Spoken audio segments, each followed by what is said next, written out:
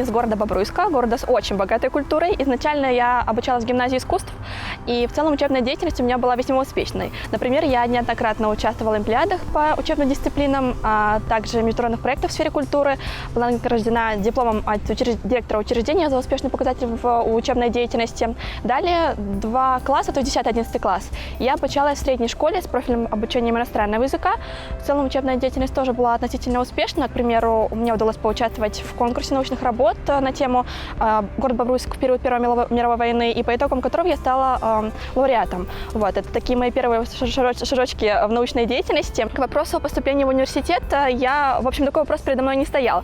Ввиду того, что все мое окружение планировало поступать именно в университет культуры и искусств, я, соответственно, тоже не стала исключением и поступала туда. Единственный вопрос, который передо мной стоял, это выбор специальности, а вернее специализации. Я, значит, зашла на сайт университета, прочитала всю возможную информацию и поняла, что наиболее перспективной для меня будет специализация менеджмент международных культурных связей. В целом, ожидания, вернее, реальность оправдала мои ожидания, в некотором роде даже превысила их. Но, учитывая тот факт, что я поступила на платное обучение, все-таки были некоторые трудности, но аналогичной учебе в школе, в университете я старалась учиться на отлично. И со 2-го курса мне предоставили скидку в размере 60%. Далее, по инициативе моего деканата, на 3-м курсе мне предложили поучаствовать в конкурсе на перевод за счет средств республиканского бюджета, и он тоже для меня был весьма успешным.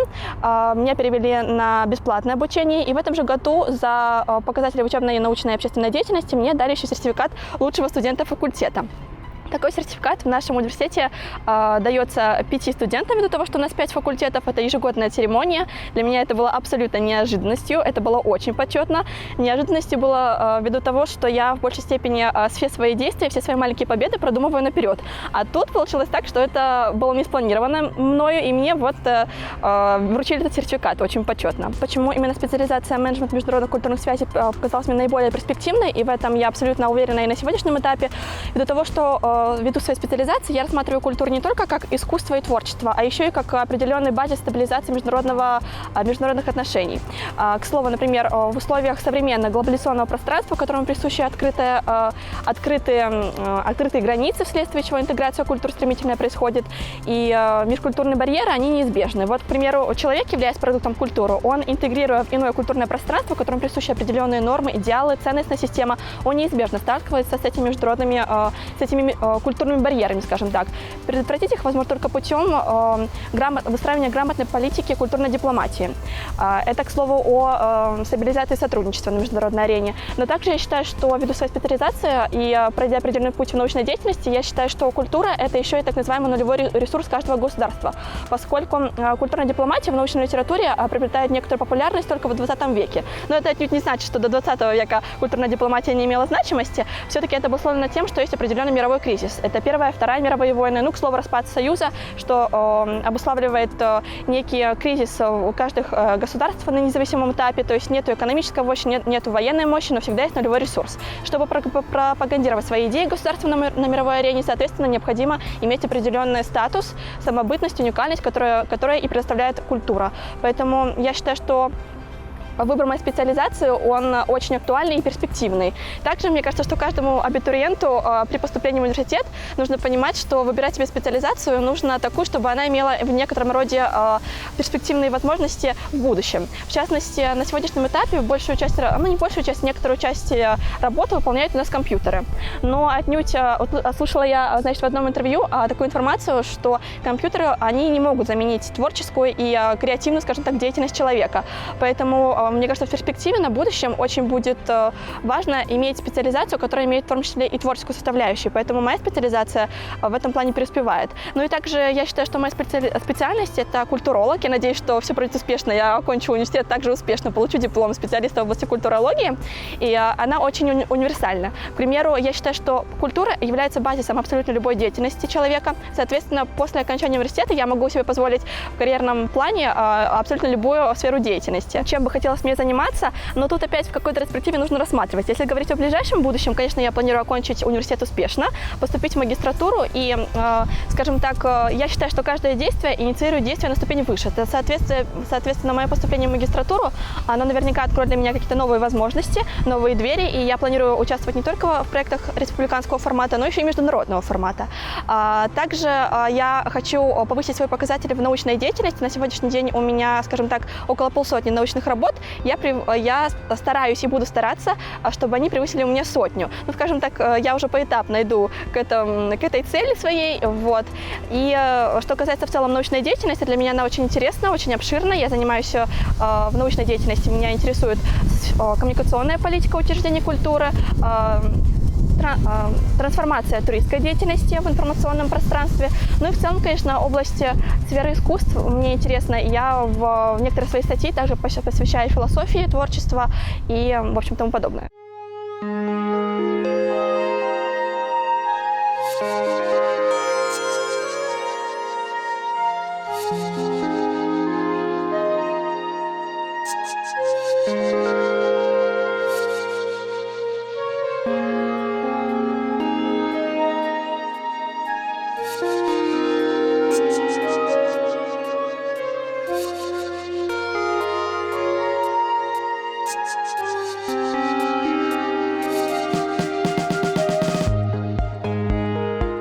Почему меня интересует тема музеев?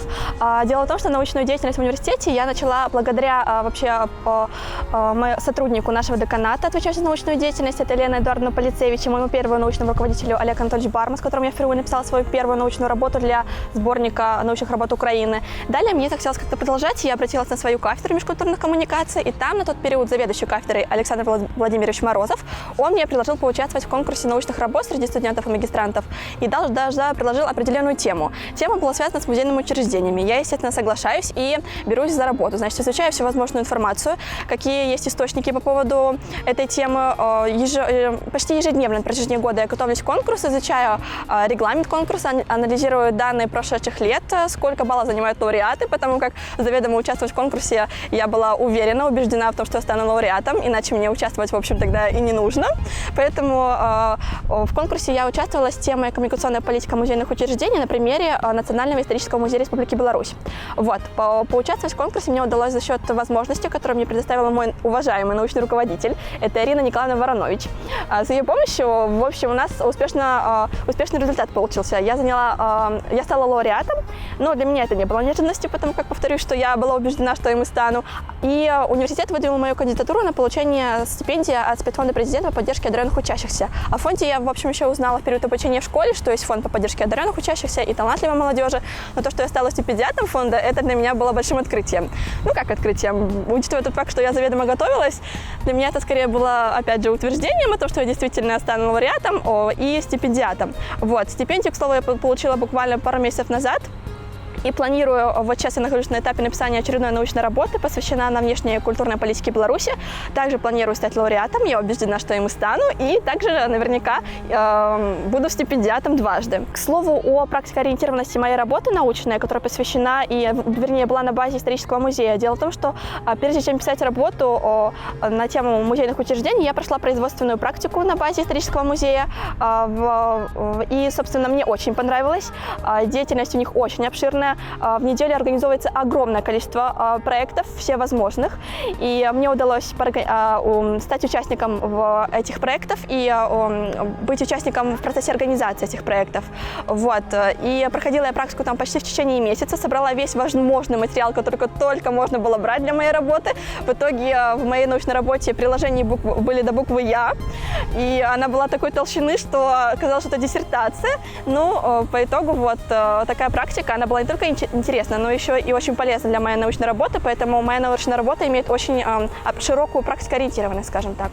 И, соответственно, акт внедрения моей практической части в работе, это является следствием моих ежедневных почти на протяжении года трудов по поводу этой работы. В целом, конечно, написание научной работы и предполагает, что в некотором роде информация, которая есть в научной работе, она используется не только в теоретическом, как теоретический базис в учебной деятельности, это уже, по сути, практика, но и, конечно, я в своей работе описывала вообще и рассматривала анализ эффективности коммуникационной политики музея, в частности, на примере нескольких проектов, и я проанализировала их на предмет эффективности, все возможные источники в средствах массовой информации. Проходя практику в Национальном историческом музее, мне удалось поучаствовать в проектах, посвященных столетию дипломатической службы, которую организовывала Министерство иностранных дел совместно с историческим музеем национальным, презентации всевозможных трудов в области литературы, изобразительного искусства. Также была очень интересная выставка, в которой я также приняла участие известных художников.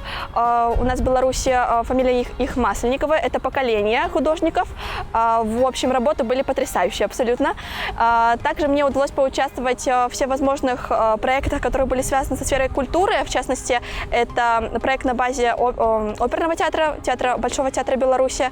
Вот. Мне даже удалось, мне предоставили такую возможность передать пригласительный билет одному из очень важных персон в этом театре. Это для меня было очень неожиданно.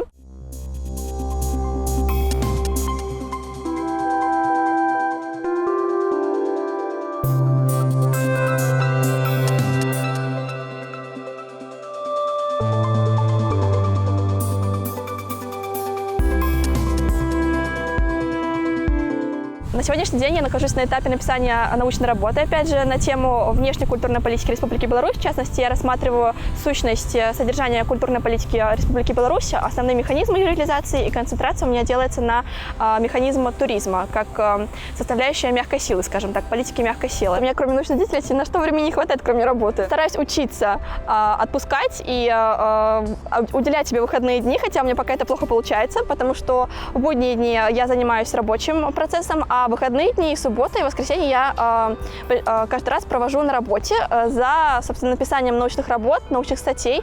В настоящий период у меня их около полсотни, опубликованы они в сборниках научных Украины, России, Беларуси, Казахстана.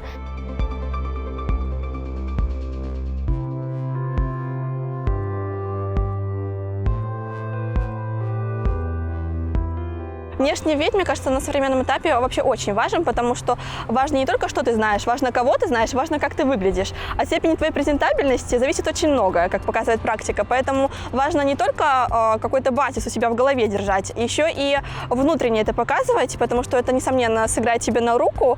И мне кажется, в большинстве случаев, по крайней мере, в своей практике, я замечаю, что и мой возраст, не совсем, который обоснован моей деятельностью, в том числе и в научной деятельности, имею в виду, он немножко вводит такое впечатление, как будто бы есть некоторое несоответствие. Но на практике получается совершенно иначе. Я не раз доказывала о том, что я не просто говорю о том, что у меня есть определенные маленькие победы пока, они, скажем так, обоснованы.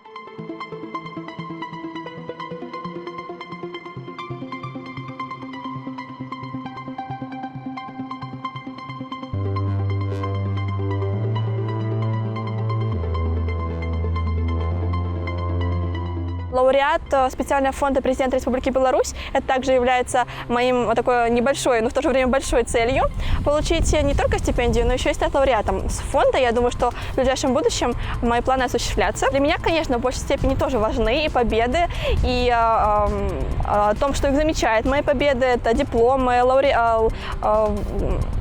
результаты конкурсов научных работ, но я должна отметить, что не только для меня они важны, но, как показывает практика, это очень важно для карьерного роста, скажем так, потому как на практике оказывается так, что зачастую знаний твоих не совсем хватает. Важно еще и показать на практике, что ты получил.